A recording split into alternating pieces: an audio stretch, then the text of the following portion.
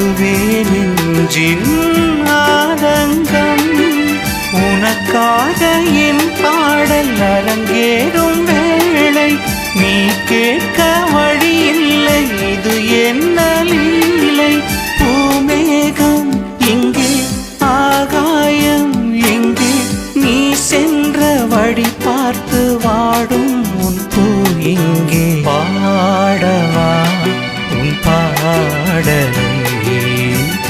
என் வாழ்விலே ஓர் பொன்விழியோ, என் வாழ்விலே ஓர்